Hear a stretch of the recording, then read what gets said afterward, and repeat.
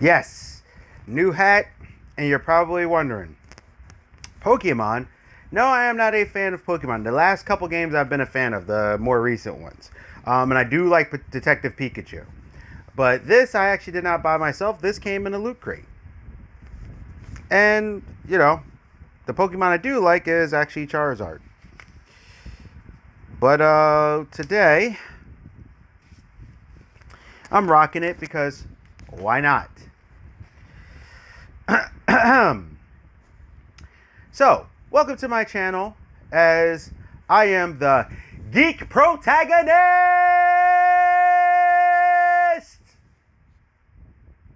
Yeah, take that. For the Rise of Skywalker. Not going to try to have this one run as much as Last Jedi. Last Jedi was a very decisive movie, or divisive movie, and as such it needed to get a proper breakdown, but this might run a little while too. Got a lot of notes on this one as well. First and foremost, I think the nostalgia stuff did work. Felt more because of Last Jedi, but I can say that they did kind of lean a little hard into the nostalgia because of it. Like, I remember that? Well, we're knocking this back, kind of thing. John Williams' music, always on spot, always on key, fantastic. They did lay on some things a little thick, and I felt like they needed to because of the fact that this movie being a little bit messy, because it was damage control. They were trying to fix the stuff from before while still introducing you to the story as is. J.J. Abrams was not planning on coming back to the series. And yes, they did have a plan. People keep saying, no, this proves they didn't. Yes, they did. The problem is that Rian Johnson nuked that plan. So now they had to go back and fix it. Palpatine coming in, I believe that was part of the plan because they cherry-picked the EU, and Palpatine did come in the previous stuff. Just letting you know, you've seen this from the trailer. As always, these particular Star Wars reviews are more of me doing touch points and things like that, so it's not my typical power-up review, so this does have spoilers. But I do believe it because, like I said, they, take from the story. Honestly, I think The Last Jedi legitimately did hurt the Star Wars brand as a whole for these movies because it kind of broke the vision to a degree. And I mean, you're starting to see more of Hollywood and people starting to kind of let loose on it. So, or letting their real feelings come out a little more. Which I'm like, all Hollywood, all media, be real. Okay, stop with well, we're going to support you because the fans are toxic. No, be real. If you had issues with the movie, you had issues with the movie. I do agree that this movie should have been a little bit more focused. I didn't mind the MacGuffin thing. Like, people were complaining about the MacGuffin thing. Other movies do it too. But I do think they could have really laser focused it a little bit more. I actually very much enjoyed Kylo Ren in this. How he was doing the MacGuffin thing, but he was hunting and he was just going himself. He was like, you know what, I'm going to do this. He showed a viciousness, a poise, a side. Like, I actually really liked how he was in this. And his turn. It was funny, though, because they did kind of hint to, like, Reylo stuff, even though it wasn't really there. And the crawl wrap-up, that was also a bit choppy. They did have a lot of exposition on things. Basically, the movie was pretty much a scavenger hunt. Now, there's a lot of people who said it was very difficult to follow. I don't think it was difficult to follow. I actually thought the scavenger hunt thing was fine. The knife thing with the wreckage and stuff, I'm like, oh, okay. I think they could have laid that up a little more, but I actually thought that was fine. I didn't really get bothered by that. I don't understand how people said it was very hard to follow. I noticed people seem to have a problem when more than one thing is happening, like more than two things, they seem to get lost. But I thought this actually handled it better. To me, Last Jedi handled that a little worse. I did notice that, and maybe it was because of the frustration of the characters, that they did bicker more. And but it was also because they were trying to accomplish what was needed to accomplish, but they had the different views, and they kind of had to. If you think about it, throughout the movies, we've seen them work together, but not work together in tandem to this level. And now it's like, no, we got to do this the way we got to do this kind of thing.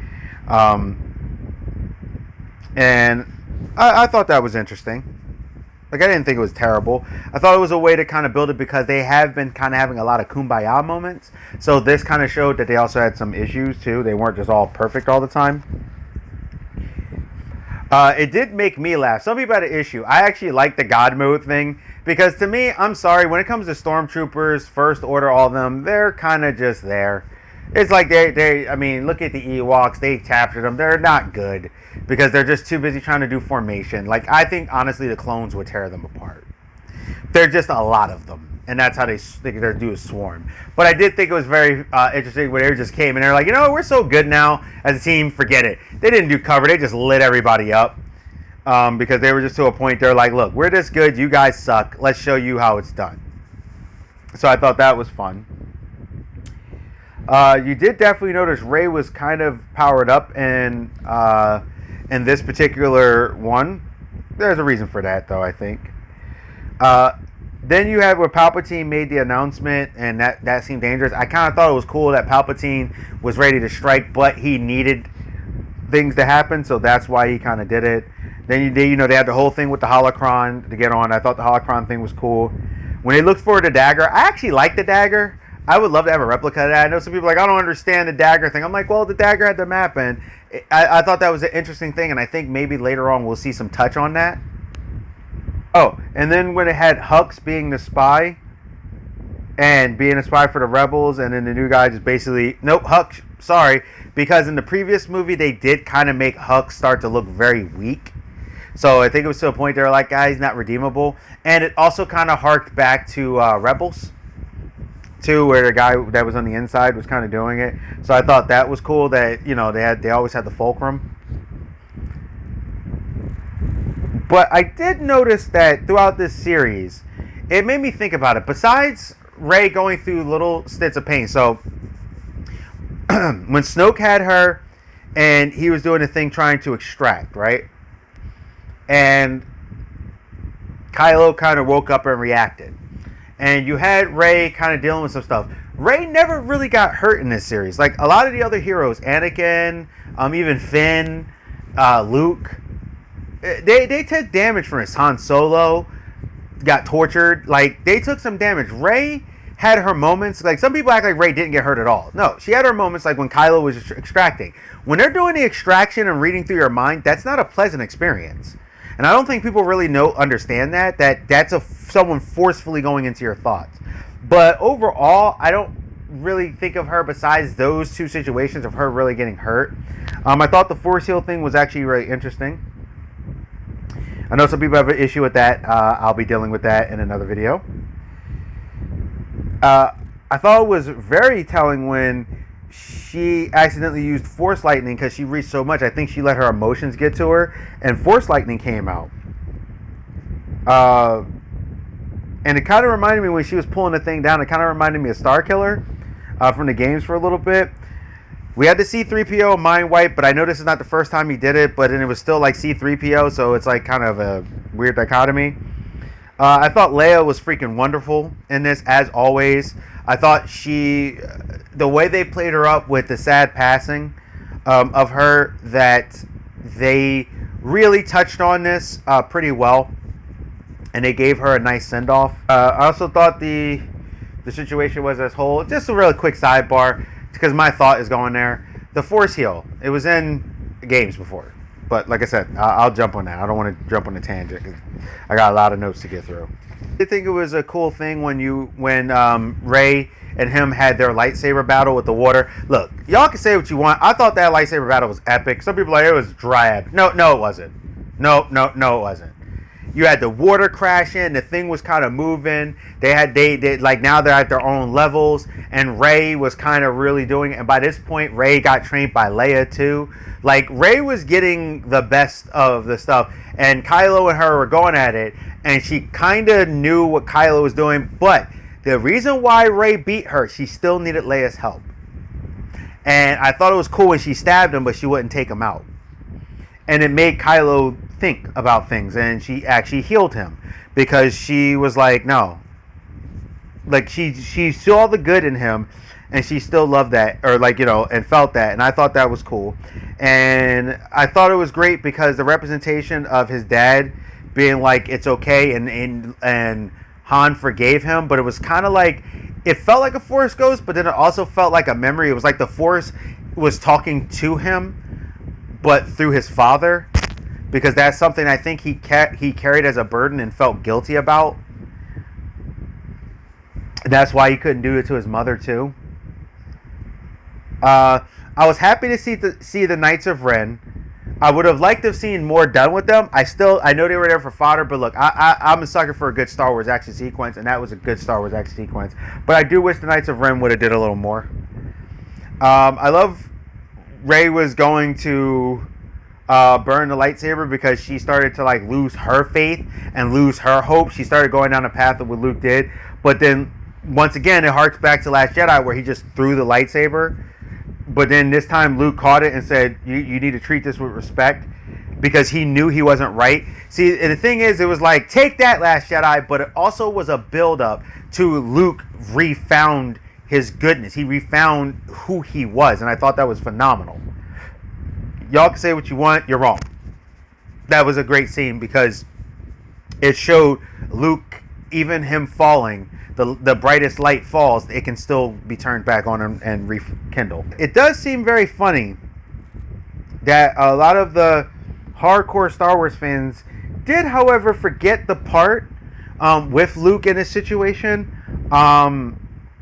where it was like the book reference about Luke could possibly turn dark or go that way, with the Luke that was spelled Luuke, which was the clone situation.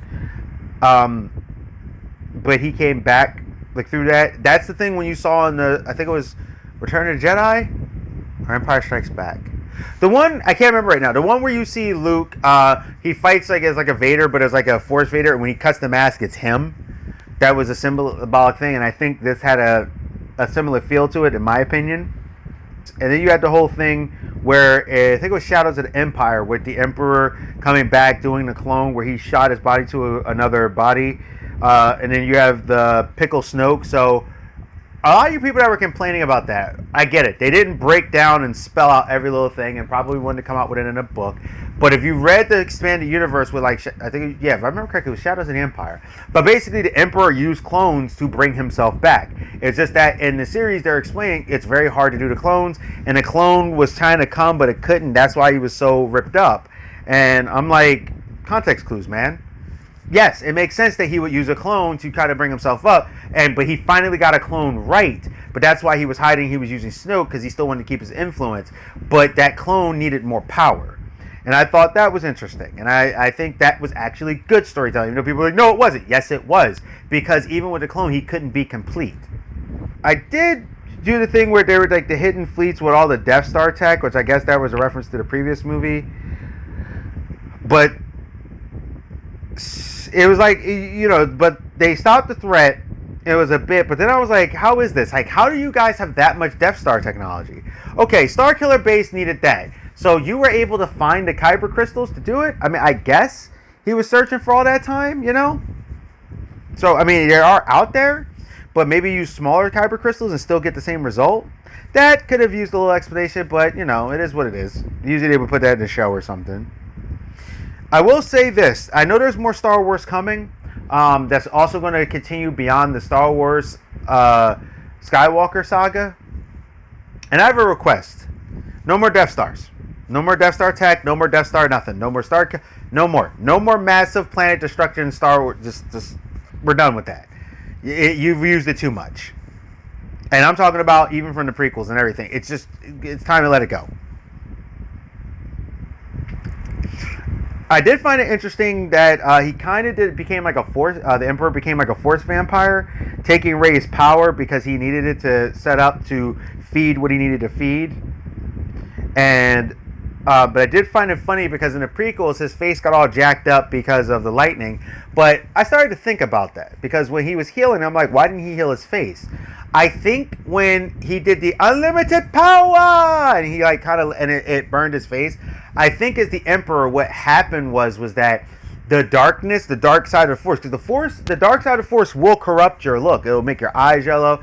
It'll start to corrupt you. I think he had so much, it started to actually, when it came back on him, it literally started to corrupt him. So that's why his face wasn't fixed. When he did the thing where he stopped the fleet, I was like, okay. And people keep going, it was exactly like the leaks. Well, Rey didn't fly into outer space and do the thing. What you saw was, and I think I need to explain this because I don't think people understood what they saw. See, if you play Jedi Outcast, and I think it was also Jedi Academy with Cal Katarn, at one point in his story, he absorbs the value of the Jedi, which is all of the Jedi forces and all the powers ever.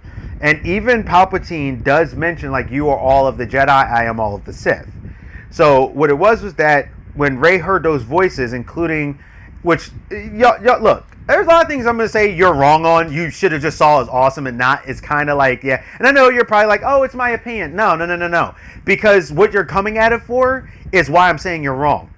When she heard all the voices to everyone, from Kanan to Luke to, like, you heard Obi-Wan's voice. You heard Mace Windu. It was them doing the whole, it was the valley. She was absorbing the Valley of the Jedi. That's why you heard all those voices. And that was an epic scene when you heard all the voices through all the past. It kind of was similar to Ezra's thing when he was walking outside of time and space and he heard all the voices of like everyone from the past and the present. But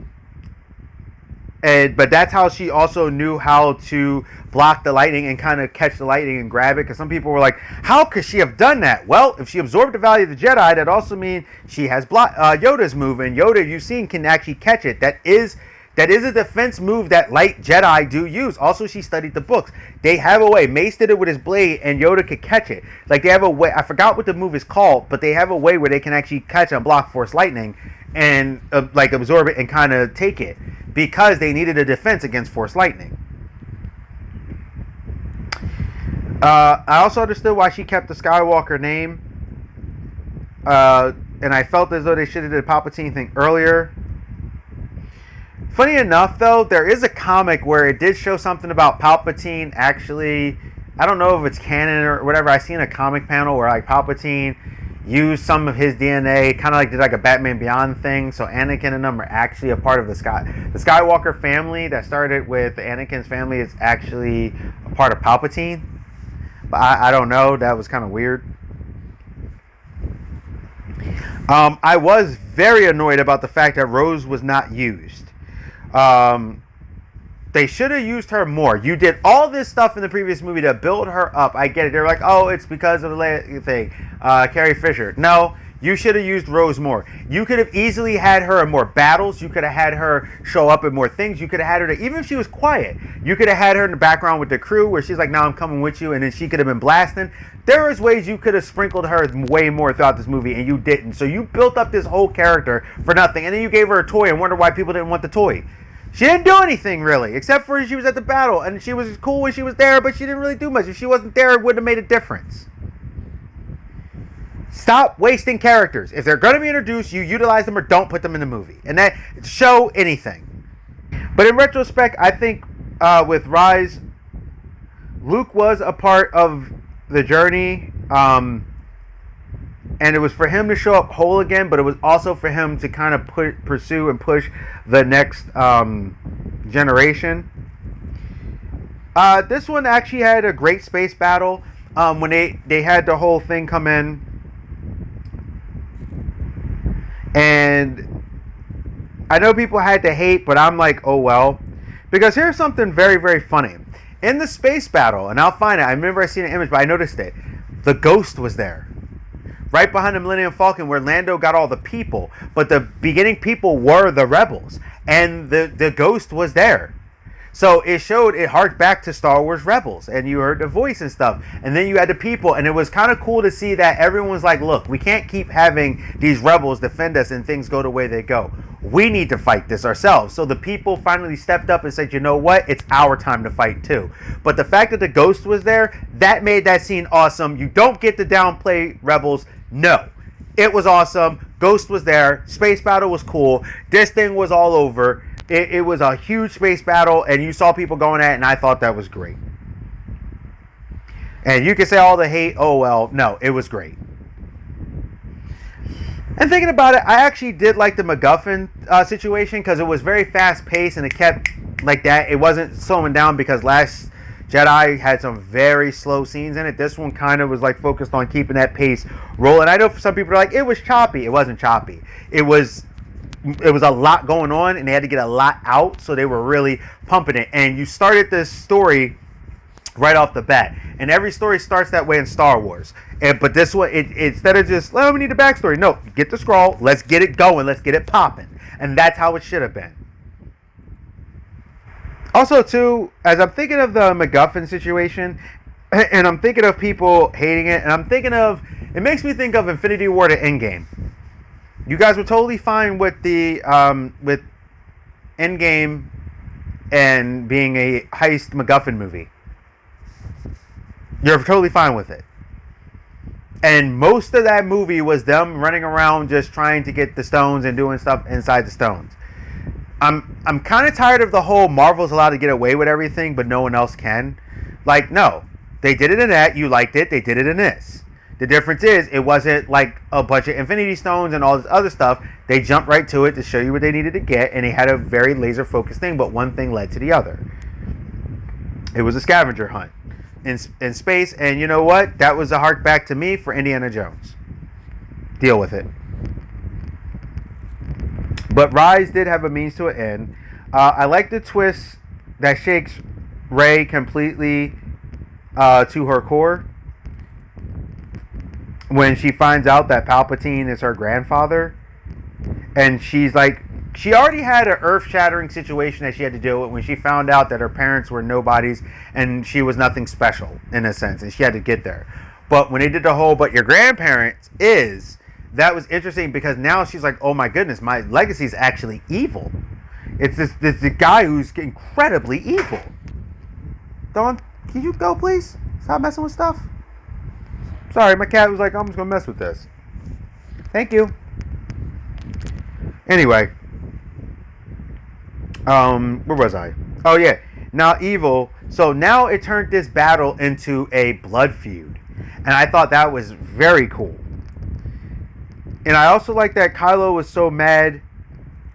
And when he realized how much he was actually manipulated, the voices he heard, the stuff he did, and the Palpatine was manipulating everything. So the voices we heard in the beginning where we thought Kylo was crazy was actually Palpatine using Vader's thing to slowly influence him. The thing with Rey, he was manipulating things in the background, so while everyone was paying attention to Snoke, he could do what he needed to do over here and manipulate all the situations and influence. So when Luke registered that he felt something so dark that he popped his lightsaber, he was actually feeling Palpatine, a guy that was so evil that Luke wanted to kill without a second thought. Learn Star Wars, people. So that's why it happened. Now you know, it was the influence of Palpatine. He felt that darkness, but it wasn't actually just Ben. It was also Palpatine. I also thought it was cool, you know, when he's suffering on his own, and he's talking about the, like I said, the memory, the beliefs, and things like that. And I also like the idea of the Force dyad. Basically, Palpatine, by connecting them and doing everything he did, because Palpatine was manipulating it, he created something because he was making a plan to feed off the power of both of them, because they were some of the strongest. And I noticed people didn't really notice this. They were also some of the strongest Jedi and Sith you've seen in this series. So he needed their power, and he was like, all right, I'm going to take their power as well to put into my own to do what I need to do to get this going. And you saw a dyad. That's why they could be in each other's space, because they're the closest you've ever seen somebody with a force. And they were so because it's kind of like they mixed, and he became the bridge so he could connect it too. And if it is the thing true that he's related to them, he's using that to connect. And I thought that was a different kind of thing, and it was a connection through fate. And I also love the journey of love and loss through Ben, and how he redeems and he saves and becomes the good person, just like Vader did towards the end. And I also thought that Ben's sacrifice when Rey used all her power, because she used everything she had to fall, and he used his life force to bring her back, because she's always been good. Even when the dark tempted her, she never was tempted like he was. Like, she is a good person through and through. She has her moments, but overall, Rey is good. And she's always been good. And I know some people go, that's a Mary Sue, she's just perfect. Well, that's the thing. Rey, throughout the entire thing, never fully faltered. She's always been a beacon, and that's okay. You had a lot of people who were tempted one way. Luke was very tempted, but Luke had more of the light than there. And it's each person, if you go through the series of heroes, as each person goes, they're more light. And it's very hard for someone to be that way. But Rey, through her despair, she always found hope. And through everyone else around her, Leia and all of them, she had a support that a lot of the other characters didn't have in a different way. She had the support of people who were experienced, who knew kind of some of the way she was going through, who did it, and who inspired her, who she saw, who she cared. So she didn't just get the best of both worlds with Luke and Anakin. She got people who also dealt with this, who already were there to, excuse me, to give her the love too. So that's why I think Rey was a little different. Also, I love the fact she turned her staff into a lightsaber, and I like the fact it's the middle handle and she can turn it. But for all the people who keep hating on it and not, like I said, I see too much hate, not enough analyzation. There's more. I just want to hate it instead of looking at what was presented. And I laughed that nobody seemed to have mentioned the fact that Rey's lightsaber, after they had the two white lightsabers for the cleared kyber crystals, that Rey's lightsaber was yellow, which was actually a reference and a tribute to Carrie Fisher. Now, some people are probably wondering, what do you mean? Well, Leia's lightsaber in the books is yellow. And now when you saw them, Luke and Leia's lightsabers in the movie, they changed them to the white. Instead of having the blue one or the yellow one, they had the white where they were training together, and you saw them younger, and she kind of classed Luke when he was training her. And I thought that was cool. And I was like, why did they do that? And she buried them, and it was kind of a way to burying the two most important mentors to her. So she gave them a send-off. Even though you keep calling her Mary Sue Rey, she clearly had a love for them on Tatooine, and she buried them on the planet that was considered home. Duh! But anyway, when she did it, that's now going forward when we see Rey again. And when we see Finn again, we better see Finn. I love John Boyega messing with people, but you better come back if they need you to come back. Because I need me some more Finn. But like when we see Rey in the future, whatever she plans on doing, whatever they plan on doing with her, she's going to have a yellow lightsaber, which is going to be a homage to Carrie Fisher. And that homage, I think, is wonderful. She should have it. Carrie Fisher is freaking amazing. And it's sad. I feel people can't see the future to the triumph and the fear and the teach because they have so much ire. I'm talking about the series itself, like where I think Rey's mission now is going to get people to get beyond that fear kind of thing. I did notice they kind of cut back, but I still don't like the conceived notion with the politics when they kind of put it in the lore. I think they still put that in there a little much, and I think they kind of need to touch on it, but kind of stay away from it. But I did see some people that were into it, but I also saw that switch there for the series itself where it kind of started focusing more on the adventure and not so much on just the manipulation, but the manipulation was there. Don't bring back Palpatine. I think this was a fine enough send-off to start doing more. And I can say for some of this movie, with some of the switches on there, even though I'm arguing against it, I can admit that there was some switches where it did feel like they didn't always know what they were doing. There was kind of parts that was missed, things like that. And I'm like, do what you want, but it's not always good. And sometimes you got to be careful with that because it can come off choppy. And honestly, I can't get behind that. You gotta be more consistent. Get Jon Favreau. Kathleen Kennedy is okay as producer, but I don't think she should be making decisions because there was a lot of things in there that was kind of off. That I can admit. I thought this was a nice escape from the real world this time, though, because the other one did feel like they were harking back too much in real world politics, where this one kind of tried to get more back to basics. And overall, I did enjoy this. I thought the movie was very action packed. I did like that more than most, and I felt that that was a good thing. As for a send off, it should be action packed. It should be a lot going on, and I like that too.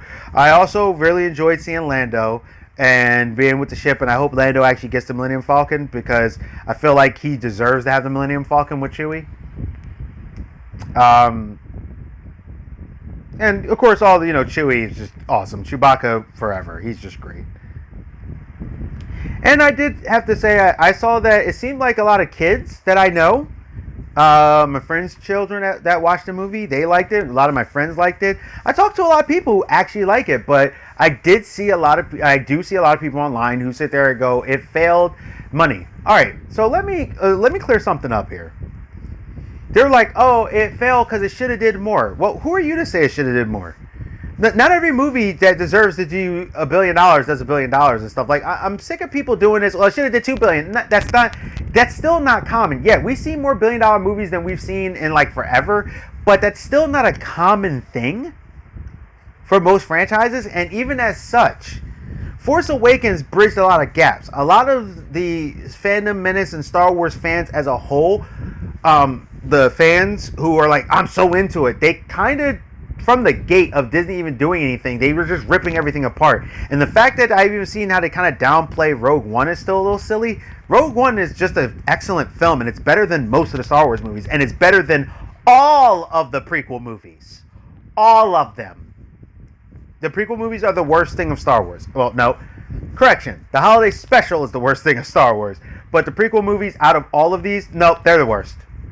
Because the prequels actually started retroactively wrecking other story plot that was set up. And if you love the prequel movies, then you, by proxy, like the special editions, because the special editions actually flow closer to the prequels. So, deal with that. There's no option. Do you like it? Do you love them so much? Then you have to like these, because these, I know you're like, no, I don't. Yes, you do, because these connect to that.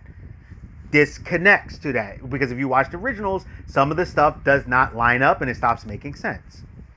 But anyway, the movie did $1 billion, and people were like, "Oh, it lost money," and I'm like, "Well, did it? If they only spent around roughly about 250, we say roughly about 250.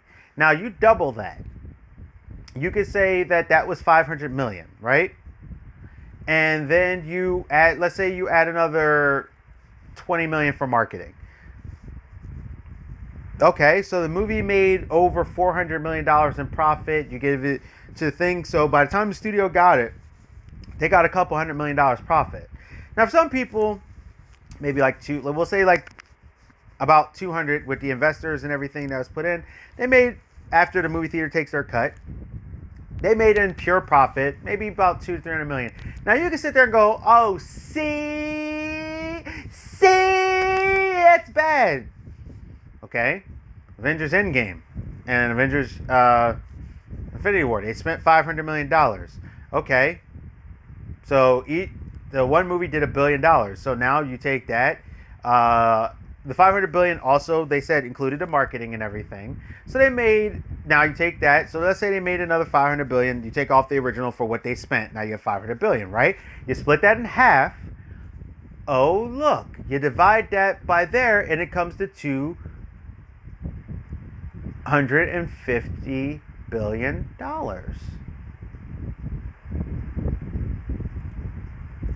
So 500, or we'll make it simple, just in case if my math is off.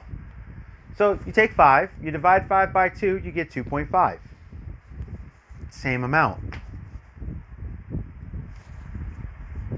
Just in case anybody got confused by my math, or my math was not making sense, because I'm not the greatest mathematician person. That's like my weakest subject, unless it comes to money.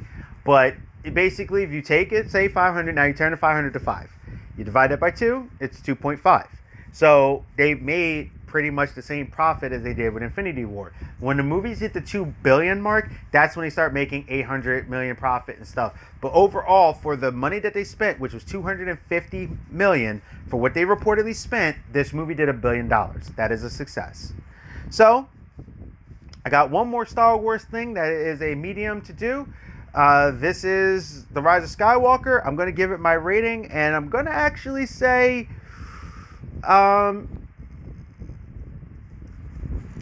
I could go with a should buy. There's parts of it that I would put as a should buy, but there's parts that I would put a little bit down. So I'm going to actually give it a thumbs up, good times. Like, it's a good times. It's almost there to should buy, and on any given day I would say it's a should buy. But I'm trying to be fair with the mistakes and the things that were there. So I'm going to give it a good time. It's a good movie. It is. It's not the best, but it's good. So it's a good time. Now, we're going to have one more Star Wars thing on here from their medium of what is current up to date, which is Forces of Destiny. That video will be shorter. This is the Geek Protagonist. Check out the Pikachu. Yeah, this is an interesting thing. Stay safe, stay healthy, stay real, and I'll see you in the next one. Hey, thank you for visiting my channel. This is the Geek Protagonist. Please like, comment, subscribe, and share. Please, it'll really help me out in the channel if you actually share these videos, if you like what I'm doing. Please hit that bell notification. Hit it, click. This way you won't miss any of my videos. Also, there's a thing on there that says personal and all. Hit the all. This way you'll get them every time for the notifications. I'm trying to, grow, trying to do commentary about what's going on. And I want to thank you again. Stay safe, stay healthy, stay real. This is the Geek Protagonist. I'm out, and I'll see you.